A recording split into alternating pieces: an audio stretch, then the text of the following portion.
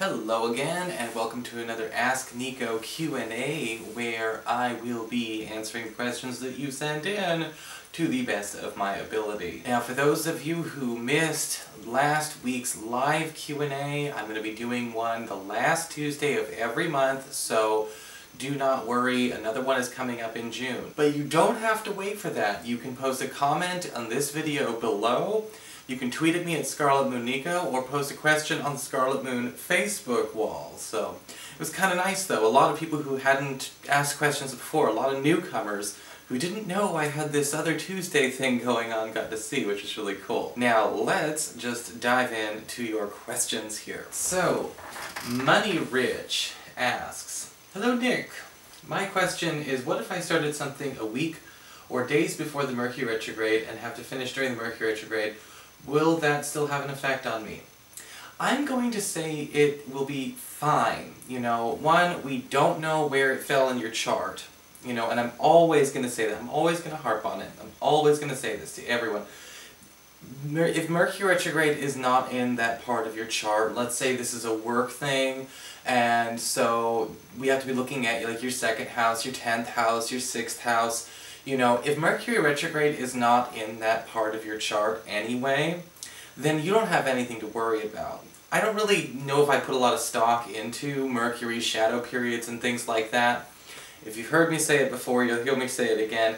I don't put a lot of stock into a lot of astrology stuff that just kind of comes up, you know, and the shadow period is relatively new. I think it's barely 30 years old, and a lot of astrologers still don't use it. So I wouldn't worry too much about it if I were you. On the day of Mercury retrograde beginning, and maybe the day before, those can be tense. In fact, I think the tensest parts of Mercury retrograde tend to be when Mercury is stationary and stopped.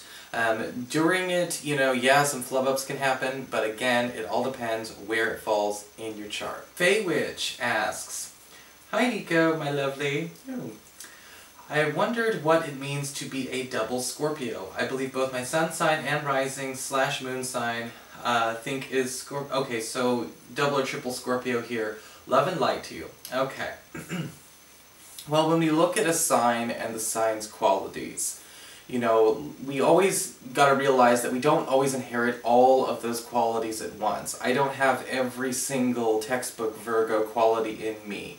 You know, so I'm going to inherit some things are going to be different because I'm a 2nd decanate Virgo as opposed to a 1st or a 3rd, so that's going to change my, you know, what comes out as well. And so when you look at the qualities of a Scorpio, you know, what do we know? They're intense, they're driven, they're sensual, they are very highly psychically gifted and intuitive. So not all Scorpios are going to get all of those qualities just rolled into one. But the more Scorpio you have in your chart, in this case more of the rising or more of the moon, then that definitely means that we're also acquiring more of the Scorpio quality. Okay? April Willow asks, "I'm really excited to have found you. I just got into Scarlet Moon Online last year, and I'm also getting into Scarlet Moon Magic. I'm also working on a business of my own of a spiritual nature, and was curious why you have 2 channels of the same nature. P.S. When is the next Q&A? Okay, the next Q&A is the last Tuesday of next month, and I think you mean as far as live Q&A is concerned. Because I've been doing this for a while. You say you've been watching for a year, and you didn't even know I was doing this? Anyway. When it comes to the choice to have 2 separate channels, for me a lot of it had to do with the volume of Scarlet Moon Online, that's this channel, and the fact that it's, you know, there's so many videos coming out all the time. I mean, you didn't even know there was a Q&A that wasn't, you know, that wasn't live. So that says something about what's available and what's not available. And Scarlet Moon Magic is kind of meant to be a little bit more like Nico behind the scenes, you know, more unpolished, more of my personal spiritual path, kind of a vlog. And there's a lot of heavy elements of my personal spiritual practice and spirituality in there. Yes, that is here too, but Scarlet Moon Online also covers areas a little bit more geared towards, I guess you could say, personal development, psychology, neuroscience, and things like that. Whereas Scarlet Moon Magic has a lot more of the elements of magic and you know, folk magic, witchcraft, and things like that. And they do, while they are related, they're kind of like cousins, because there are a lot of people who like to, they're just into the horoscopes and that's it. Some people are into the horoscopes and they're into the psychology and the personal development stuff. And that's it. Some people are interested in like the whole shebang, the whole package. And then there are some people who aren't really interested in horoscopes, you know, and so I kind of had to choose, because there is an online pagan community which I like to be a part of, and a lot of them, you know, are subscribed to this channel, but I think it'd be easier for them to also see, you know, other things when you talk about, you know, magic and whatnot. Because, I mean, when you think about it, it's like I put up a video, and then 4 days later, it's kind of buried under anywhere from 12 to 24 horoscopes, and so it was just a matter of space, and maybe making sure that I didn't do something to oversaturate a market. And that's something that's very important to understand, because the worst thing you can do is oversaturate an audience. You know, it's better to have two audiences where you can be completely authentic than try to, you know, please and do everything all at once, because you're going to alienate some of your own product when you're churning it out. Now, you just made me speak in businessy terms. I'm not happy about that, because I don't like to do that. That's not what I do. No, I'm kidding. Maybe. Gerard Rosewood asks, "Hey Nico, I was wondering if you had any recommendations for herbs that you can use to keep people from taking your energy in the workplace. I live in a location that I have easy access to herbs for spiritual practice, but not stones. Are stones better than herbs?" It's almost two questions, but maybe you could fit it in. Alright, I'll answer your second question first. Stones and herbs are not really better than each other or worse than each other in and of themselves. You know, when it comes to stones and herbs, I always tell people there are certain things to know. Herbs work faster, stones work for longer. Stones can be reprogrammed, and with the exception of, you know, say, tree woods and things like for you know, long staffs and wands and instruments like that, herbs most of the time cannot be reprogrammed. Herbs tend to be much more direct and fixed in their vibrations, you know, and stones tend to be more versatile. But again, stones tend to work in a much more subtle way, whereas herbs are more direct. So I think that for your situation, either would be fine. I would definitely say, though, if you have access to herbs, use access to herbs. If you're trying to control the exchange of energy, people might be draining you, vampirizing you, and things like that. Instead of using a grounding tool like you would with a crystal, you would want to use any kind of shielding herb or sealing herb, something that is basically meant, to sort of ward off or close the channel to that, you know, to whatever the source is. And I would definitely recommend, if you could get your hands on something like High John the Conqueror root, cedar, or clove, or maybe even some rosemary, you would definitely see a big difference, provided you know how to, you know, to charge and empower your tools. Next one.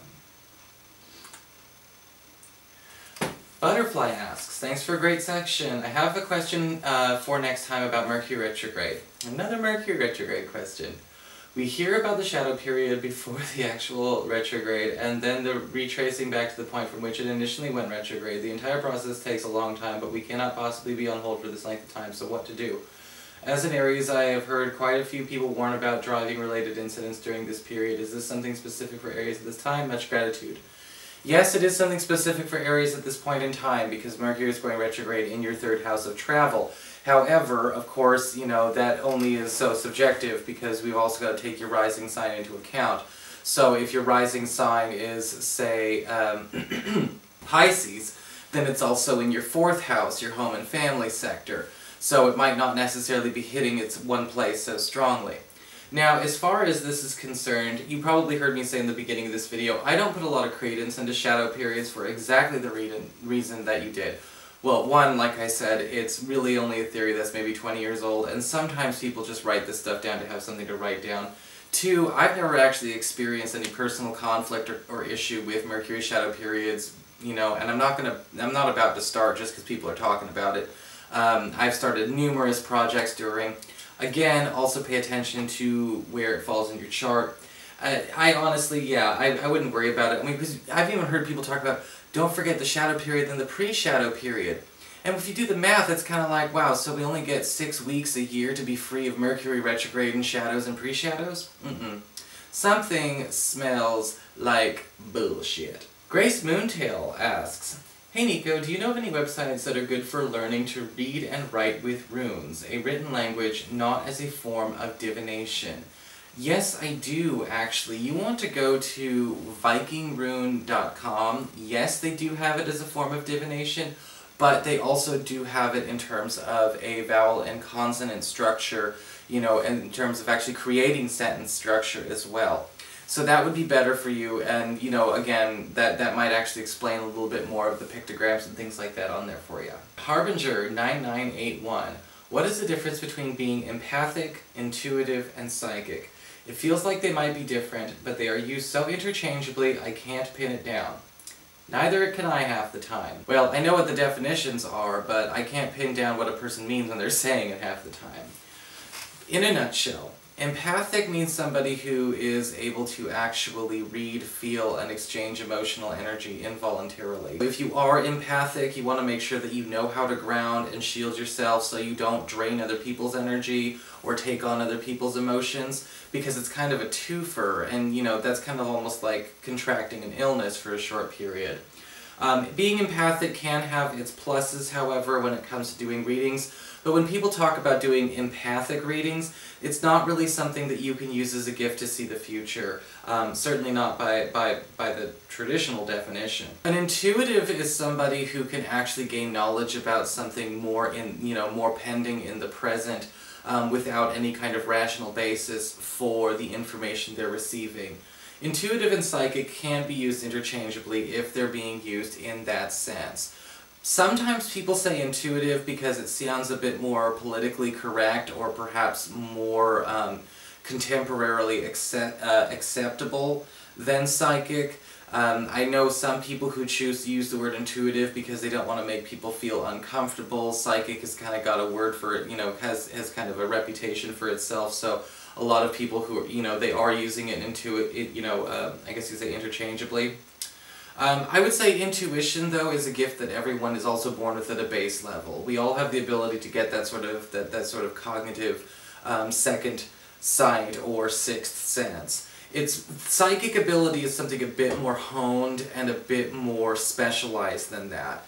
So if I kind of like put a tier here, it's kind of like, okay, everyone's got intuition or ESP, extrasensory perception, which is also, you know, so that's like the groundwork. And then above that you have psychic. And psychic is really more where you have a honed ability, or a honed set of abilities. There's more than one. Maybe you've got a talent for mediumship, or you're clairvoyant or clairaudient. Maybe you're good at seeing the future. Maybe you're good at interpretation of, I guess you could say, of scrying, of actually looking into like a bowl of water, or into a candle flame, or into a crystal, or something along those lines. So I hope you found that helpful, guys. Fun chat today. Don't forget, you can always ask me for these non-live videos, but the live ones will definitely be coming soon. We've got a lot of really big changes coming around the bend here very, very soon. Tickets are going to be going on sale for the UK and Seattle at the same time at the end of this week. And I'm also going to be bringing out a special tutorship class for tarot, and I can't wait to introduce that, so I'm just teasing it right now, but it's coming. I'll talk to you later.